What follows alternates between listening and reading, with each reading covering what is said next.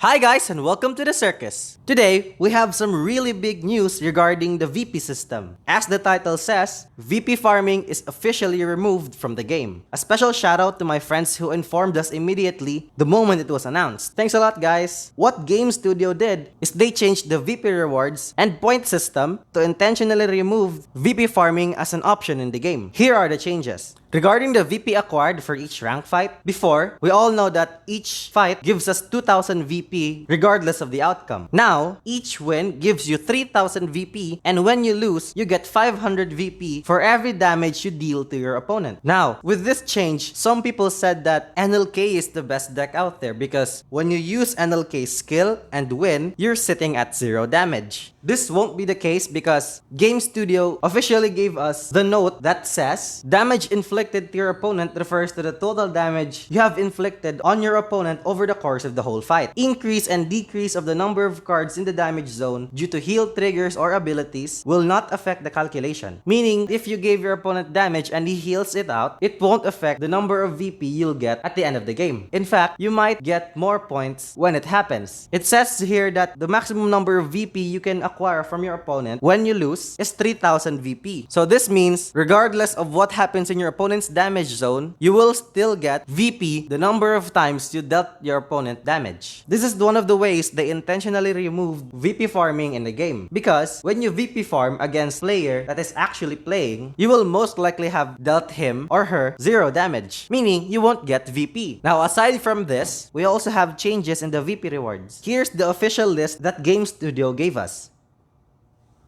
Now, before the change, in the former rewards, we all know what VP farmers are abusing, which is the last and infinite reward that says for every 100,000 VP you acquire, you get 1 free gacha ticket. Now, in the changes, there are a lot of differences, especially in the last few rewards. You can now see that the rewards are now limited up to 2 million VP. And the big 10 packs reward is now available to be acquired when you reach 1 million VP. Instead of the previous 1.2 million. This is actually a big change. And from that point, each 100,000 VP you get, you still get 1 gacha ticket, but it ends when you reach 2 million. For now, it's up to you guys to judge what this system provides to the game, and I'll share my side as well. I made a list with all the possible advantages and disadvantages of this system. In terms of advantages, number 1, no more VP farm games. Meaning, each fight, you will most likely play against a real opponent. What I mean by real opponent is the player that is actually playing the game. Meaning, both of you can reach the full potential of your decks instead of facing a VP farmer which just makes you smash his face and then win. Number 2, the VP system can no longer be abused. First of all, when you attempt to VP farm in this new system, you will most likely not get any VP out of it. Also, there will no longer be unlimited amount of packs because all the rewards are limited to 2 million VP. Number 3, you can get the final rewards slightly faster. Most of us, including me, wants to get that juicy 10 gacha packs at 1.2 million, right? Now, you can now reach it on 1 million VP, which is slightly faster than what we previously have. For now, we still have 1 gacha pack per 100k starting from 1 million VP. But eventually, this might still be removed because in the Japanese server, all rewards are stopped on 1 million VP. Number 4, VP points got from rank fights are increased in a way. Because, first of all, you get 3k for winning, plus, if you lose, you still get 500 VP for every damage you deal to your opponent. Regardless of what happens in your opponent's damage zone, it only counts the number of times you dealt damage, not the number of damage your opponent has at the end of the game. Number 5, VP rewards are slightly more useful. This is with regards to the JP server. Previously, on the former system, there were a lot of My Room coins, which is actually quite useless unless you're really into house management and something like that. But most of the time, it's just useless. Now, in JP server, they will receive common crafting materials, which is really nice. Now, some of you are probably thinking, common crafting materials? I have a lot of those already, it's useless. Why common crafting materials? They should give more packs. What am I gonna do with those crafting materials? Craft common SPs? I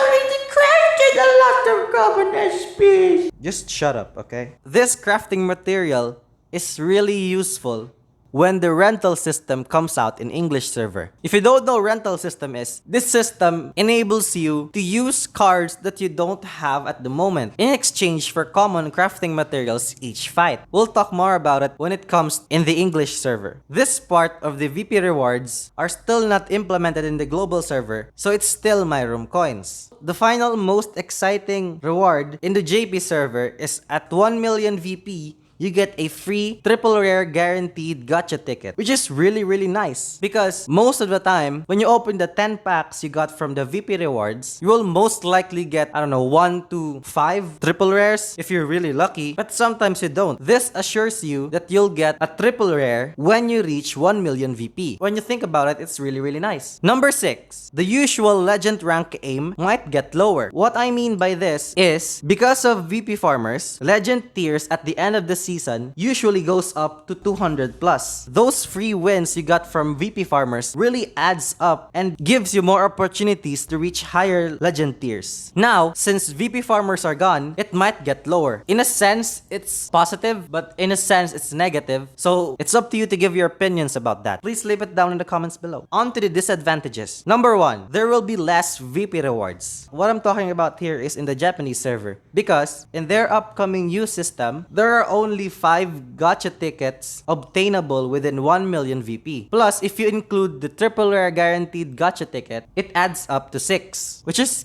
pretty low. For now, in the global server, we still get a maximum of 26 gacha tickets from the VP rewards. For now. Because eventually, we will most likely get Japanese servers VP system. Number 2, no more free wins. This is because of the loss of VP farmers. Because when you face a VP farmer when you're really playing, it's practically a free win. Also, ranking up might get a little bit harder. Because every time you play rank, you'll face a real opponent which actually plays. In a sense, this is positive. In a sense, it is negative. So it's still up to you guys to give your opinions about this. Leave it down in the comments below. Number 3, some players say that the game might turn into a pay-to-win situation. In a sense, it might happen because you have less ways to gather gacha tickets to get your cards. But don't forget, we still have crafting system, seasonal events, store modes, and a lot more. Gacha tickets aren't the only way to get your cards. You can take me as an example. Since the beginning, I've always been a free-to-play player, and now, in a span of 2 months, I can almost craft 4 triple rares in Pale Moon and 3 triple rares in Dark Irregulars. So, if you really grind your way in the crafting system, it will eventually pay off. I know 2 months is a long time, but if you want to focus on at least 2 decks only, this will most likely happen 80%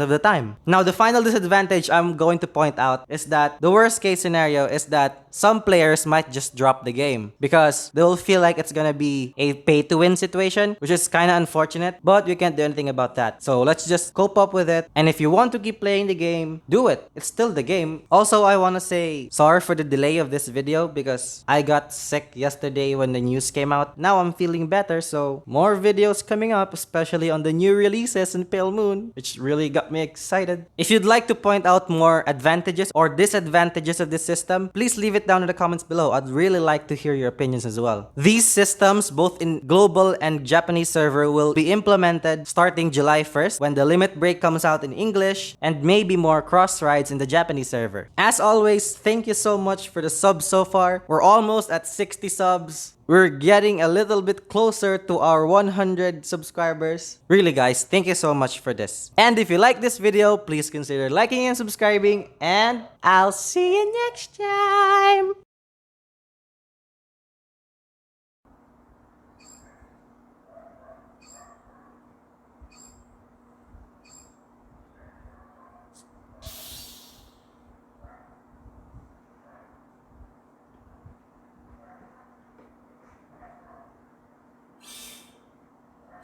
Yes.